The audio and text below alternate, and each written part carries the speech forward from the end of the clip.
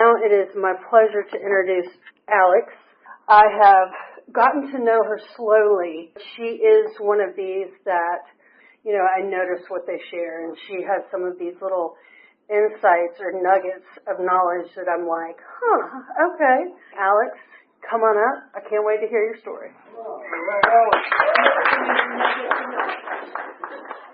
My name is Alix, and I am an alcoholic. To get the formalities out of the way, I am 47 years old. My date of sobriety is 8/31/2012. I have a sponsor, all that. Being asked to tell my story is difficult in some ways. Number one, it makes me really reflect on my life in sobriety, as well as what it was like before. And a lot of those memories are really painful. And so over the past 2 months, because Kat, you asked me, 2 months ago? Yeah, that's a lot of time. It's a lot of time to think. But I do have a 48-hour rule, so if you want me to do service at your meeting, give me 48 hours. Some of the memories are painful, and it's painful to talk about. Being up here is vulnerable, right? And the other thing, too, is that, I really, really want you to like me, okay? But there's a lot about my story that isn't necessarily likable because I am an alcoholic, and that's how I roll. I'm not auditioning for a roving speaker position. I'm just up here sharing what my life was like, what happened, and what it's like now. For those of you who think it's okay to come up to me afterwards and say, can I just give a little suggestion? I'm telling you now the answer is no. All right, so now that we have that out of the way, I would like to do what Homer did before writing the Odyssey and invoking the muse. I'm going to invoke my higher power. That my higher power gives me the words that I need to say, because I have a lot that has happened in my life, and I think some things are really important, but I want my higher power to speak through me. And to definitely hold my tongue with the profanity, because I pepper my speech constantly. Anyone who knows me knows this. I lived abroad with a bunch of Irish, Welsh, and Kiwis for a very long time. They're not very nice in how they speak. And that people who need to hear my story hear it. Because the AA that was given to me where I got sober was not the idea of shut up, take the cotton out of your ears and put it into your mouth. The AA that was given to me was speak until you can listen, listen until you can hear. And so my prayer is that the people that need to hear will hear. Because I'm not for everyone, and I shouldn't be. There are stories in the back of our big book that I have read numerous times, and they have no underlines or highlights in them because I just don't relate. And that's okay. Not everything is about me, but this is my story, so it is about me. I was the firstborn child of my parents. I was born in Nashville, Tennessee. I had a really wonderful childhood from birth until, I would say about age 6.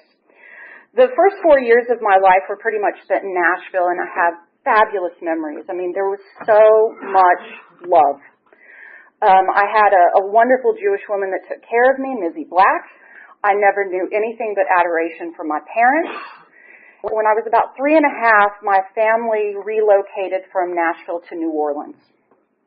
And I went to go live with my aunt and uncle and cousin in Mobile, Alabama for about 6 months because my mother needed to start her job in New Orleans and my father was doing some sort of training in Virginia for a while. And so my aunt, who is just a wonderful woman, said, I will take her. We love her. She can stay as long as she needs to. And so I stayed with my aunt. And in my aunt's home, I never knew anything but love as well. I was absolutely adored. I do not remember a spanking. I only remember my cousin getting angry at me once, and that was because she told me she was going to take me to Bel Air Mall after she finished with school. I got into her makeup to make myself look real pretty, but I got it all over the furniture, and she was really pissed off about that and wouldn't take me to the mall that day. So I can say that was the worst thing that was happening, okay? And once I got to New Orleans after living with my aunt, my younger sister was born. Unbeknownst to me at the time, this was actually my second youngest sister. I did have an Irish twin who died 2 days after birth. I was so happy to be back with my family, and I thought the problems when I was a little kid were because of my sister. This biatch has the audacity to be born, and, now I have to share attention. But there was another visitor that came to my house, and that visitor was my parents' alcoholism. I know that I've seen friends and heard in meetings of people that lose children, and it's a devastating loss. And so I look back now from a different perspective of one of compassion for both of my parents having to endure that. But they did start drinking a lot. Alcohol was just a part of life in New Orleans anyway. I mean, this is a city where we were aghast when the city council dared to not allow people to drink during city council meetings. How dare they? My mother's office at the bank had a bar in it. I was accustomed to alcohol everywhere, and the drinking age in the 80s was 18 anyway, so it was not unheard of to see somebody walking across campus on senior day at the school that I went to holding a beer. Nobody cared. There was a smoking room on campus. Things were just very, very different. And it was part of my life, and I knew that when I grew up I would probably drink and smoke. I just didn't realize how much. But that was what adults did. And I noticed that my dad became louder and angrier. And my mother, in her alcoholism, became very, very withdrawn and isolated. There is physical abuse in my story. My sister was scapegoated. It was not a happy house to live in. My childhood was mostly very, very unhappy from about age 6 onward. Just deep unhappiness, just feeling that nobody understood me. Nothing was ever good enough because the goalposts always changed. And as an adult now, having had a hangover, I get it. You get hungover. I get hungover. Something that didn't annoy me yesterday is going to annoy the hell out of me today because I really have a hangover. It just was walking on eggshells. I was really unhappy and in a lot of pain. It just was rough.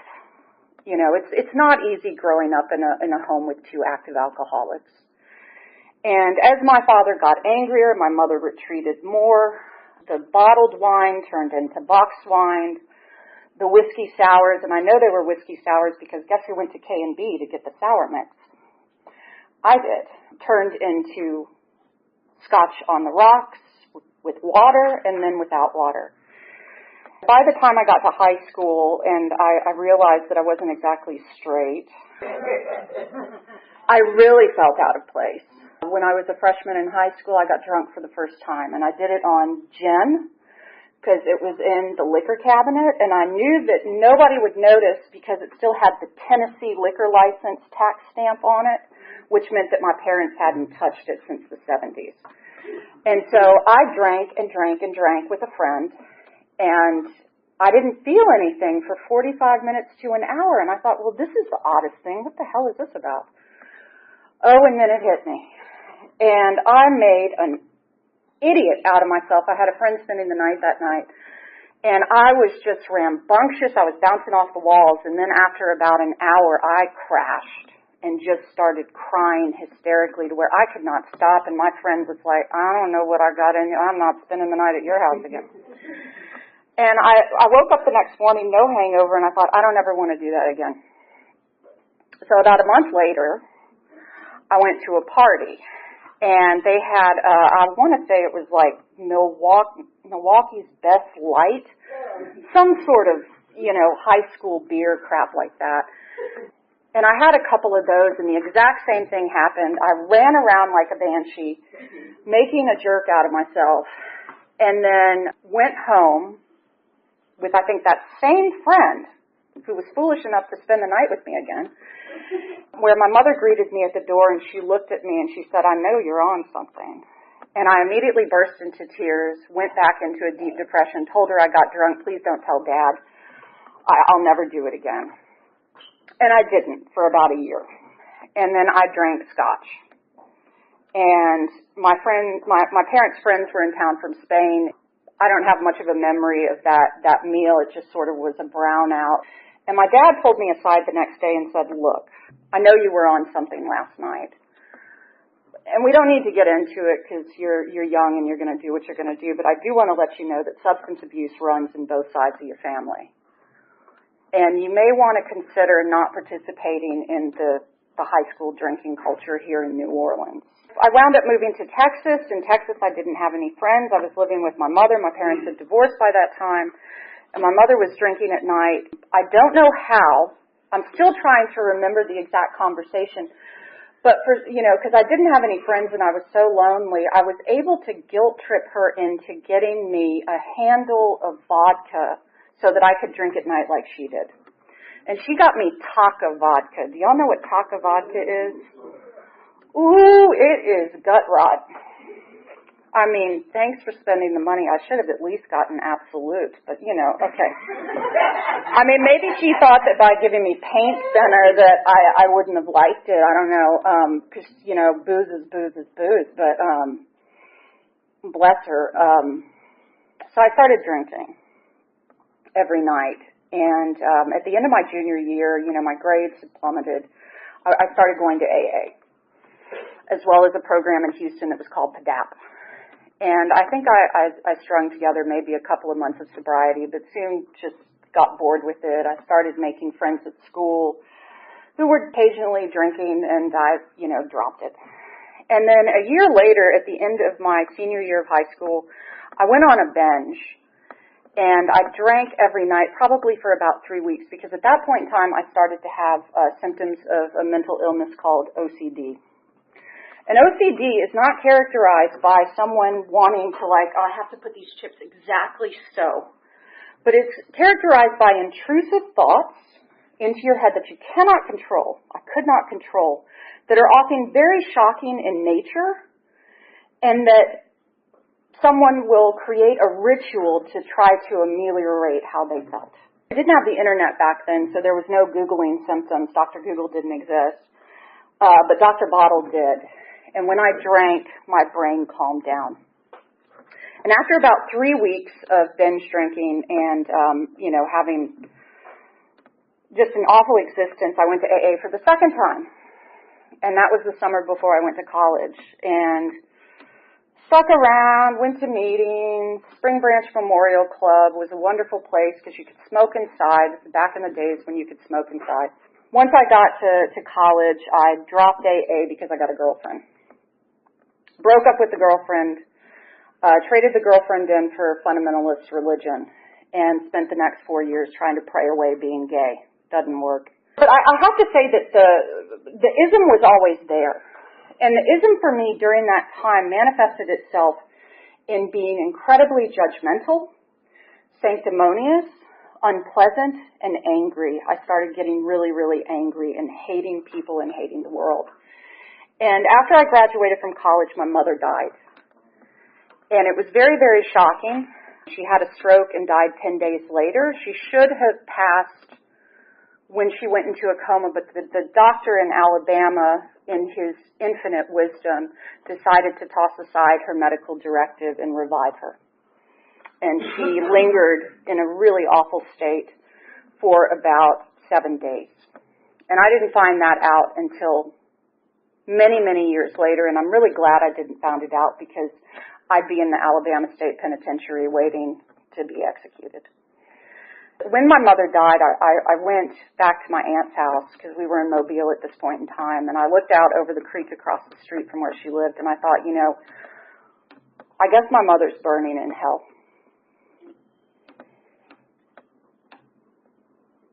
And I don't think I really want to be a part of this religion anymore.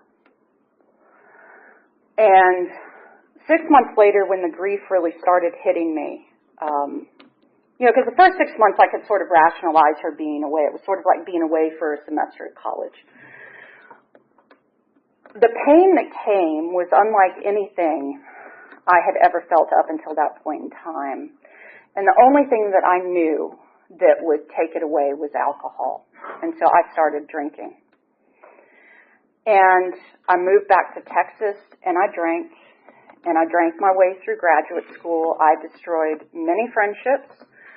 alienated professors. I was highly inappropriate. Like, y'all, I'm just going to say this, but like, you can't grope people anymore. Like, they don't roll that way out there anymore.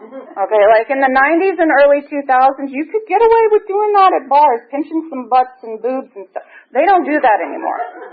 You will go to jail. And that was the type of behavior that I was engaging in.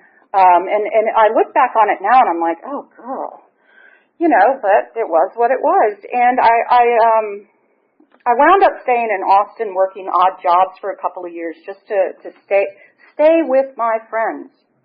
But I was really there because I wanted to drink.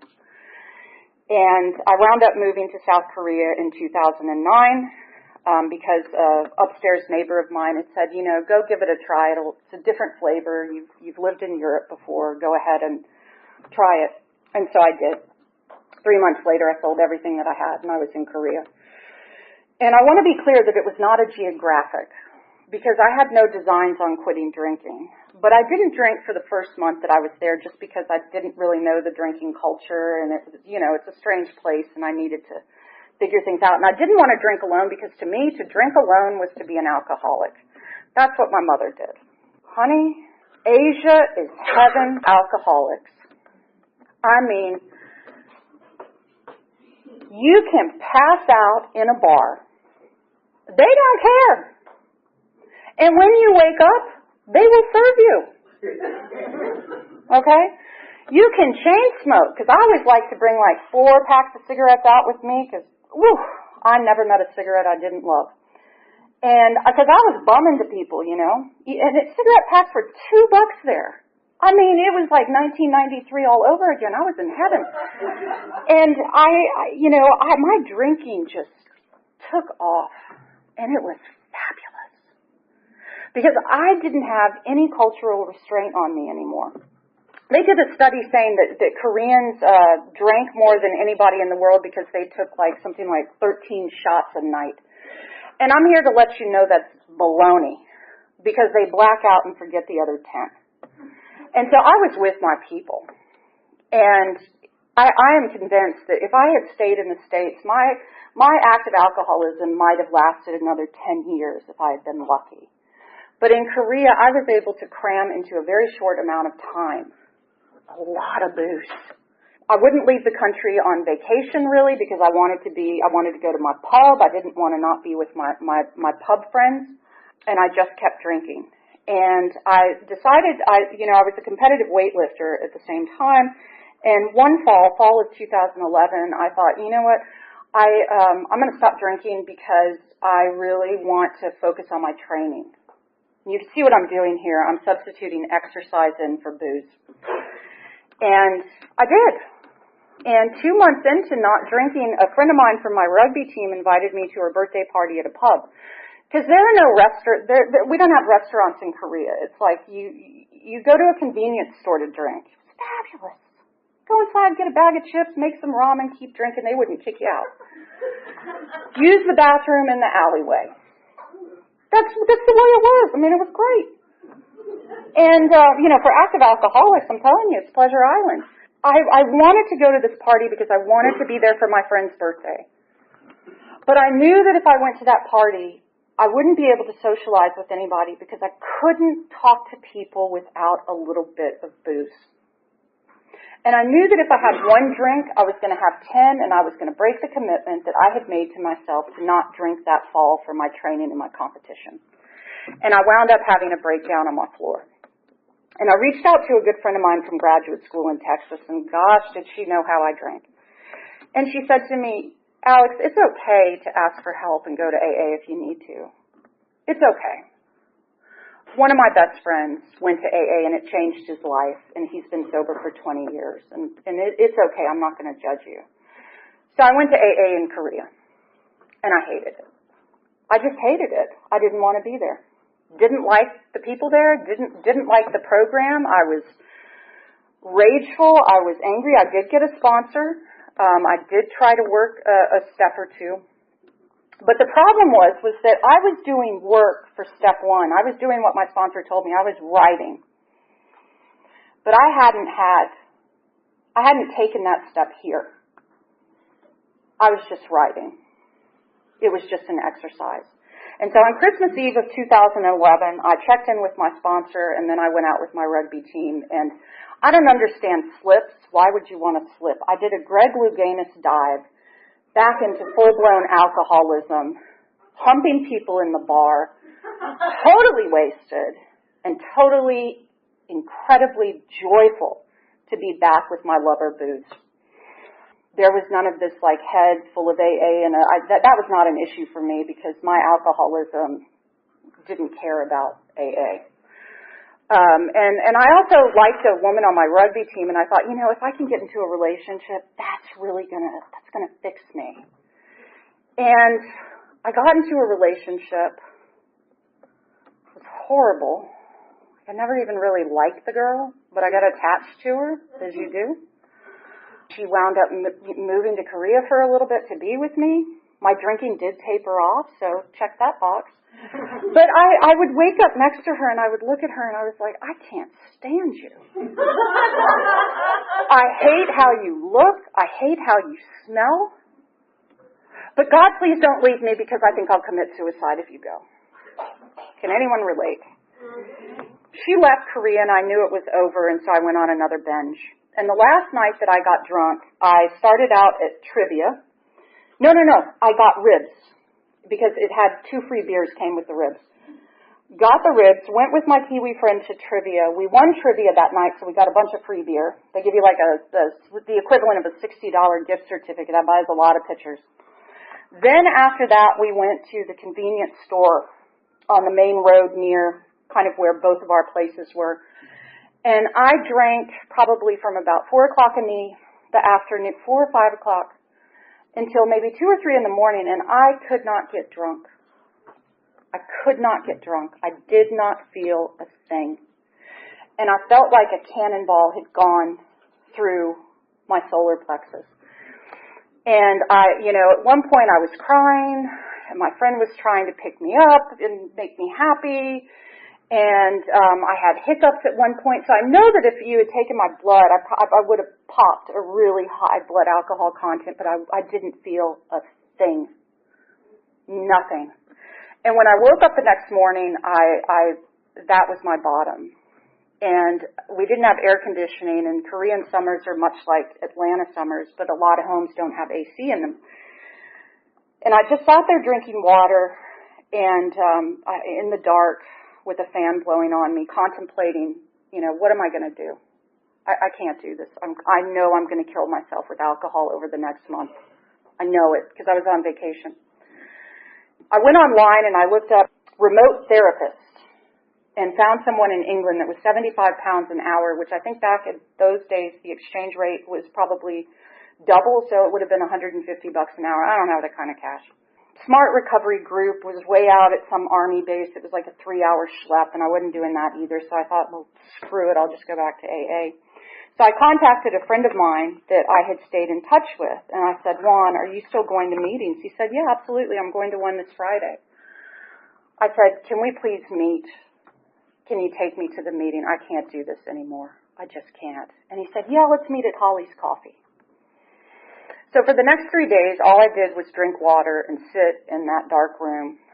And a lot of tears, a lot of anger, a lot of contemplation, but I just had the sense of, I can't. I'm powerless. And at that point, I really understood unmanageability. Because I was willing to drink myself to death over a woman I couldn't stand. And so I went to Korean AA, and I was not happy to be there. Not like people. And there, thank God, there's no 90 and 90 in Korea. In a city of 22 million people, back then, there were 8 meetings a week. And you either made the meeting or you didn't. And in Korea, you don't go up to your boss and say, I'm in recovery, I need to be let off early to go to such and such meeting. They'll be like, oh, you're an alcoholic. Visa denied. I went to meetings when I could, and I met my sponsor, Bonnie. I met her in a Big Book meeting that she chaired, and she's British, kind of wafy. Nobody that I ever would have been friends with while I was drinking, But I noticed something about her, that she would share about her life and her problems. But she would always talk about how AA was helping her through it. And I thought, that's really interesting. And so she wound up leaving the country, and on a whim, she just said, look, here's my email address. I don't know when I'll be back to Korea, but, let me know if you ever need anything. I'm happy to be of service. And so about a month later, after I had broken up with my ex, and I didn't drink, I got in touch with her and I said, I need a sponsor. Because there weren't a lot of women in the program. And I know that here in the States, there's this ethos of women with women. I couldn't have done women with women. I needed men. I needed safe men. Because after that relationship, I was hopeful for women. And I really I needed to be around men. I'm a lesbian. I like to sleep with women. And I really, the men that were there were safe, and they were good and kind and nurturing. And it took me a while to open up to them. I'm not the warmest, friendliest fruit on the vine, but these men were safe for me, and I'm so grateful for that. And I'm convinced that my higher power put me in that position. That was my divine appointment. That was the door. And I don't want to mess with that. So I take my recovery very, very seriously. And in Korea, we would end with the serenity prayer. Because of the time that I spent trying to pray away the gay, I don't know that I could have stayed in meetings with the Lord's Prayer. Because to me, it was linked with something that was very traumatic for me of trying to pray away my sexuality. And that's just me. And I came in atheist. Came in a very combative atheist. And because Korea is a country that has a lot of atheists and also a lot of Buddhists, I was at home in the meetings there. Because it was all right. Okay, it's your business. And so when Bonnie started sponsoring me, she gave me a couple of conditions. She said, we're going to have to work over Skype because I'm not in Korea. I said, I don't care. She said, we're going to use the big book. And I think her exact quote was, and in this wonderful Julie Andrews voice, I'm sure the 12 and 12 is a wonderful philosophic contemplation of the 12 steps, but the big book is the manual for working them. I said, that's fine. I hate the 12 and 12. She said, you need to get a service position immediately, non-negotiable. I was like, ooh. Okay. And she said, and you need to go to 3 meetings a week, and you need to be honest with yourself if you need more. And I was like, oh, thank God, no 90 and 90, thank God. And we started, and she read through the big book with me. And one time over Skype, she heard me highlighting something, and she said, excuse me, what are you doing? I said, I'm highlighting this. I think it's important. She says, honey, you don't know what's important. I'm going to tell you what's important, and I'm going to tell you what to write down, and we're going to discuss it, but don't assume that you know anything about this process because you don't. And I was like, oh yeah, that's why you're mentoring me through this. Okay. Well, the first step, really I think the first 3 steps in a lot of senses were a done deal when I came back into the rooms. I understood. I had taken the first step. Bonnie had me write out what I wanted my higher power to be. I wanted Santa Claus. She said, honey, that's not going to work. I said, oh, no, girl, you don't get to tell me that. I did the assignment. Why would I not want Santa Claus? She said, I can see this is a problem. I said, I told you that before you made me waste the ink. And she said, why don't we try this? Why don't we just add an O to the word God? And you get in touch with the good. Okay? What is good to you? And I got combative. I was like, well, good in certain cultures is bad for me. I don't care what certain cultures think. What is good for you? And I said, well, good is sober. And she said, let's start there. Every morning you will turn your consciousness towards good. Can you do that? Yes. Are you willing to turn your will and your life over to good as you understand it? Hell yes. Great. We'll start on your inventory the next time we speak. And I loved the inventory, even though it was the most painful thing I had ever done in my life. Because for the first time in my life, I was allowed to say, I am not just angry, I'm enraged. Because growing up, little girls don't give lip. Good Southern girls don't get angry. They shut up. And everything started pouring out of me. It was like I had lanced a carbuncle over my heart. And I just thought, you know what? No, I was pissed about that. I was angry. How dare you? And I went column through that resentment inventory and got to get really real about what I hated, what I resented. I had everybody on that thing. I went through my fears in the same way. I mean, there was some weird shit on my fears, sorry. Like, I was afraid that if I got too close to the ledge on a balcony that I was going to jump off. Probably part of my OCD, but I put that on my inventory. Didn't really have a lot of sex inventory, but, you know, that's a blessing, I hear. And I read it to Bonnie over Skype, and it took about 5 weeks, maybe 3 to 4 hours a week to go through it. And during it, you know, I was so depressed, and she's like, you're not supposed to be happy during this process. You're looking at your darkness. You're looking at how you hurt people. You're not supposed to feel good, my friend. And I realized during that time that I was really going into something that I didn't know existed inside of me. I didn't feel free after my 5th step. I felt raw, probably for a month. And I remember asking Bonnie, like, okay, when are these promises coming true? Like, because I'm not feeling it. And she's like, just wait. And I took the hour, like she said, and I'm writing down all these things, and I'm following the directions in the book because I got to Skype the woman back, and I'm writing down what my character defects are and this, that, and the other. And we get back on Skype, and she says, okay, what'd you do? Did you do the hour? Did you find any, like, chinks in the armor that we need to talk about? And I said, well, I wrote down all my character defects. And she said, oh, you did? Okay. You want to read them to me? And I kind of knew by her tone that she was kind of not happy with me. And so I started reading, and she said, I need to stop you right there. She said, I've just spent a month and a half listening to all of your crappy behavior. I don't have another minute for it.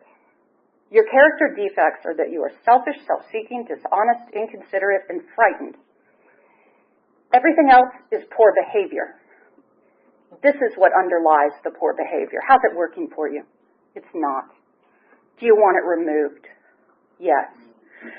Then hit your knees, say the 7th-step prayer, and we'll Skype tomorrow to start your 8-step list.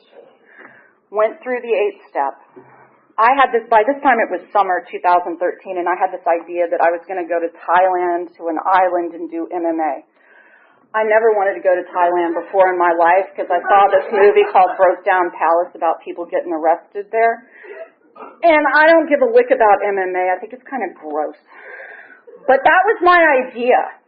And she said, or you can go back to the States and make amends. I said, yeah, I could do that. Yeah. So I flew my ass back, and I went around on my grand tour of 4 states. Oh, goodness.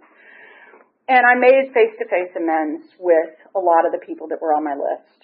And some people accepted them. Some people didn't. But what Bonnie told me was, it doesn't matter if you feel that defect was removed. It doesn't matter if you think that they were worse to you than you were to them. This is a program of action. You're going to do this. Like, we're not sitting on this. There were not a lot of living amends. You need to go and have hard conversations with the people that you mauled emotionally while you were drinking. And I did it, and I started to feel free. And throughout this time, I continued to take inventory just like I had during the 4th step. I would send it to her via email. And I was meditating. I was still getting in touch with my higher power that I called good. Eventually, Bonnie said, okay, we need to go through the 12th step together. It's time that you start sponsoring. So honestly, that's something that I've struggled with throughout my recovery. I have never really considered myself to be an adept sponsor, but I do it because it has kept me sober. Some people skip to doing it, and that's okay. I just wasn't one of those people. I never wanted kids. Like, I'm a selfish alcoholic. But what Bonnie told me was, like, I took time out of my life to give this to you. Shut the hell up and give it to others. This program doesn't care if you don't like it. It still works. It's a program of the feet, not of the head. And so I have. It's been a wild ride. I do want to briefly say that, you know what, for 6.5 years, I despised AA meetings. I would hold my nose when I came into them because I could not separate my crap from yours. And I realized it about 6 years sober, and there are people in the room who knew me during that time, that I had to figure out a way to stay in the rooms. You know, I'm ticking the boxes. I'm doing everything. And I love my sober life, and my family is but meetings were really a struggle. But then I went to our sister program, and because I felt the tap on my shoulder, deal with this outside issue. And I did it. And I also went to a home meeting where I really got to know some old timers and to see them humanized, not just the preacher in the corner giving a lecture, but somebody who has their own struggles. And those two things together kept me in the rooms, because I wouldn't be here now without them. On any given day, I'm still an agnostic. I can still be an atheist, although now I don't have a problem referring to God as that unknown thing. I personally, my experience is not that, God did for me what I couldn't do for myself, but I had to work my natural ass off to get it. This is because I've seen people stop and they go back out. So there is personal effort that has to be expended. And I needed all of my relapses to get to a place of surrender. And as painful as they were and as much damage that they wrought in my life, I'm grateful for them, because that's what brought me to a place where I knew I had conceded to my innermost self that I was an alcoholic and my life was unmanageable. And that catapulted me into the steps as an atheist. And staying here got me into a place where things have shape-shifted, things have changed. You know, I still struggle with people. I'm not the biggest people person.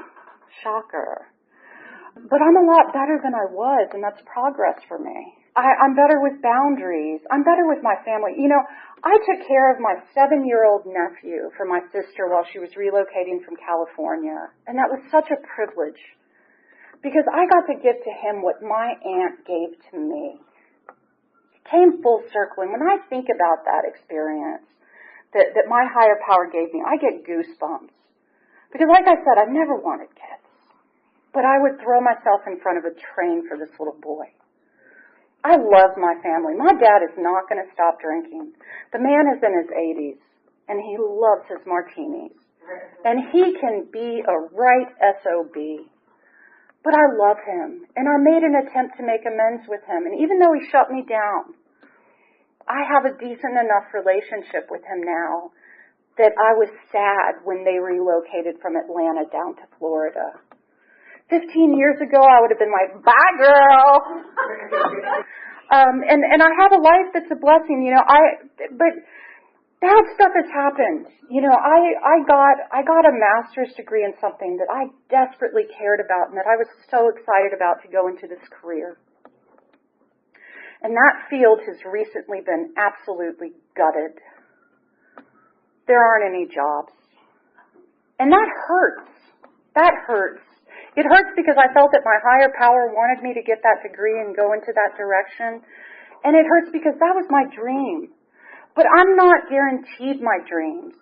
What AA does guarantee me is a fulfilling life if I continue to work this program, help others, show up, and do what I need to do in order to stay sober. And that even when the crap hits the fan, when my family relocates, instead of going into a ball of, oh, I was abandoned, of being able to come in here and share my story with you, and hopefully somebody tonight was reached, that it's okay to not like AA. It's okay to not believe in God. It's okay to think that this program is the biggest load of poo and you hate being in meetings, because goodness knows I had to treat them like insulin for my alcoholism. I've never met a diabetic who's orgasmic about shooting up insulin, but they do it. I continue to come. I continue to show up. I've started integrating phone calls and reaching out more into my program so I get out of my head. My head, it's for entertainment purposes only, but only if you're a masochist. So with that, I'm going to hand the meeting back to Kat. It's been a privilege to be here. Thank you for your service, and I will leave it there.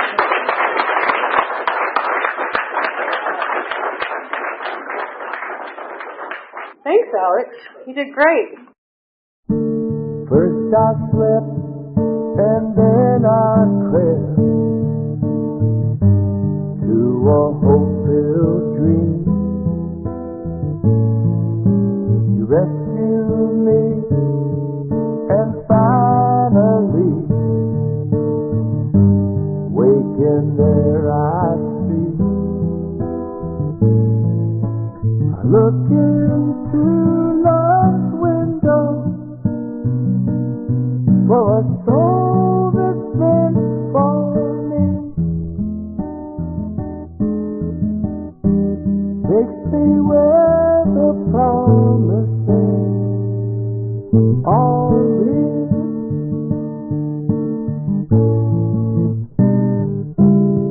Sometimes quickly, sometimes slow,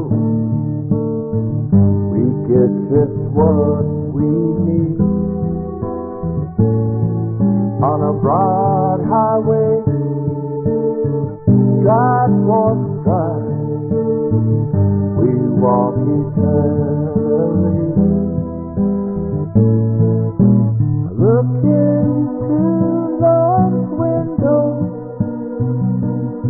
for a heart that beats for me. Takes me where the promises are real.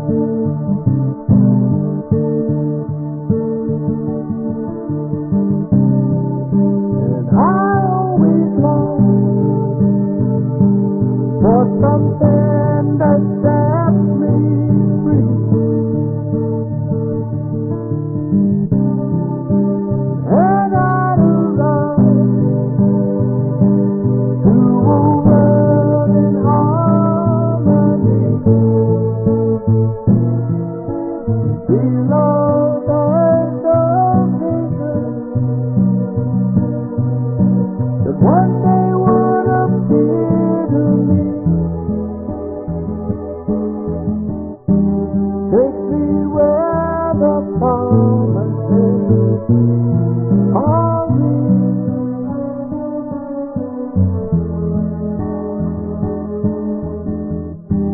Take me where the promises